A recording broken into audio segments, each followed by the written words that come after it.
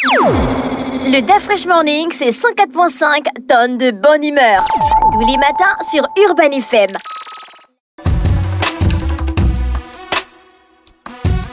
Vous êtes sur les 104.5 Urban FM, la station Urban avec Jean-Paul, bonjour. Bonjour Dafresh. Comment tu vas ce matin? Ça va. L'actualité internationale nous emmène où? On va en Asie du Sud-Est où on va revenir sur le sommet tripartite entre la Corée du Sud, le Japon et la Chine. Il faut savoir que c'est un sommet qui ne s'était plus tenu durant 5 ans pour cause de pandémie de Covid-19. Et donc pour ces trois pays qui jouent un rôle quand même essentiel dans le commerce mondial, puisqu'il faut savoir que au niveau du détroit de Taïwan et dans les zones économiques frontalières entre la Chine, la Corée du Sud et le Japon, c'est 20% du commerce international qui passe par là. Et ces trois pays représentent 25% du PIB mondial. Donc, ce sont des pays qui ont un poids économique très très important pour l'ensemble du monde entier et pour lesquels malheureusement il y a des tensions politiques, des tensions géostratégiques et des tensions diplomatiques. Et donc les trois dirigeants de ces pays-là ont donc décidé que pour la stabilité de la région, il vaudrait mieux évidemment mettre en place des moyens, des partenariats et surtout des partenariats sur le plan économique, puisque c'est l'économie, l'économie a un poids très important dans la région. Les échanges entre le Japon et la Chine, le Japon, la Corée du Sud et la Chine, où le Japon et la Chine sont très très importants. Ils sont même massifs et colossaux. Et donc face à, si tu veux, la montée, si tu veux, face à l'espèce de guerre commerciale que les Américains posent à la Chine, il était donc plus qu'important pour la Chine d'essayer de raffermir ses liens économiques avec la Corée du Sud pour justement permettre de continuer, notamment de maintenir ces filières d'approvisionnement dans des domaines très importants, des domaines stratégiques comme celui des semi-conducteurs, dont la Corée du Sud et le Japon sont de gros fournisseurs en matières premières, c'est-à-dire en composantes, et étant donné aussi la recrudescence des tensions avec Taïwan, parce qu'il faut savoir que au départ, le principal fournisseur de semi-conducteurs de la Chine, c'est Taïwan.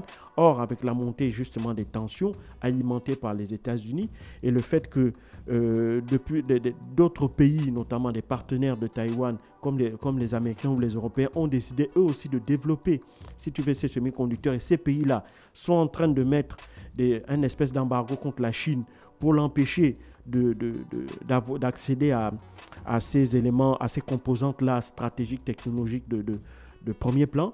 Et donc, la Chine est donc obligée d'essayer de raffermir les liens économiques et diplomatiques avec ces pays-là en dépit des divergences qui les traversent. Il faut savoir que ces trois pays, même s'ils sont situés dans la même zone géographique, ont quand même des contentieux qui sont lourds. Si je prends par exemple le cas de la Corée du Sud et du Japon, il y a d'abord un contentieux historique lié à justement la colonisation japonaise. Il ne faut pas oublier que le Japon a colonisé la Corée du Sud de 1910 à 1945. A occupé ou colonisé? A colonisé. C'était une colonie japonaise. Et donc la Corée du Sud était une colonie japonaise. C'est après la Seconde Guerre mondiale qu'il y a eu cette vague de décolonisation et donc les Japonais se sont retirés. Comme le Japon a colonisé une partie de la Chine durant la Seconde Guerre mondiale qu'on appelle la Mandchourie. Et donc là aussi il y a un contentieux historique puisque ceux qui sont considérés comme des héros au Japon parce qu'ils avaient permis cette occupation de territoire sont considérés aussi bien par les Coréens que par les Chinois comme étant des criminels de guerre et voire même des génocidaires. Et donc il y a déjà ce contentieux historique et puis il y a des contentieux géopolitiques liés par exemple aux îles Senkaku. Les îles Senkaku, ce sont des îles qui sont situées au confluent économique, au confluent des zones maritimes entre la Corée du Sud, la Chine et le Japon. Et justement, ces trois pays se disputent ces îles-là. Alors, la Chine est accusée par la Corée du Sud d'avoir occupé de manière totalement illégale ces îles-là, parce qu'il faut savoir qu'en dépit du fait que c'est situé dans une zone où une grande partie du trafic maritime international passe, il y a aussi dans cette zone-là des réserves potentielles avérées de pétrole et de gaz. Donc, il y a cette manne pétrolière et gazière qui fait que les trois pays sont particulièrement intéressée par la manière dont elle pourrait accéder à ces ressources-là.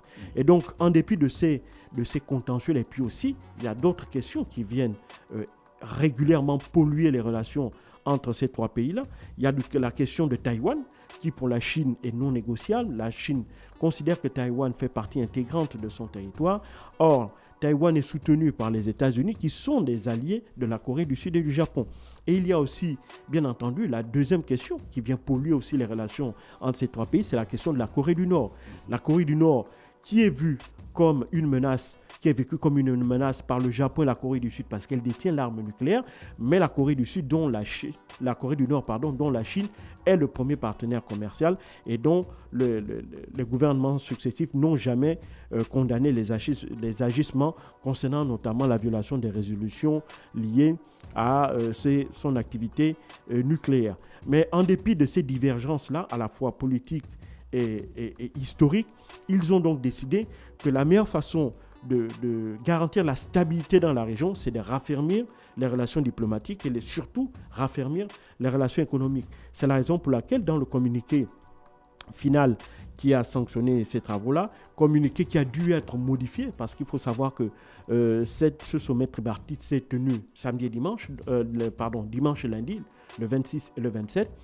Et on l'a appris le 27 dans la soirée, la Corée du Nord a procédé à un tir de lancement d'un missile balistique qu'on a transformé en espèce de moyen de transport pour mise en orbite d'un satellite. Malheureusement, cette tentative a échoué puisque l'ogive en elle-même s'est désintégrée dans la haute atmosphère.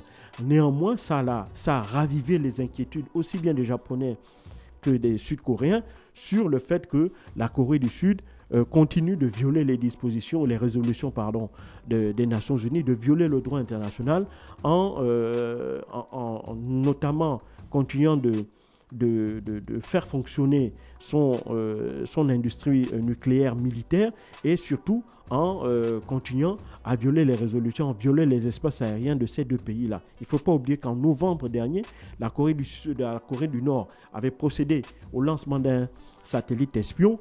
Et Pyongyang avait expliqué que ce satellite-là avait pour objectif de surveiller les activités des Américains et des Sud-Coréens qui sont considérés comme les premiers ennemis, la première menace du régime de Pyongyang. Et donc, cette actualité, malheureusement, là, a dû s'imposer aux trois dirigeants, à savoir le Sud-Coréen Yoon Suk-yeol, le Premier ministre chinois Li Qiang et enfin le Premier ministre japonais Fumio Kishida.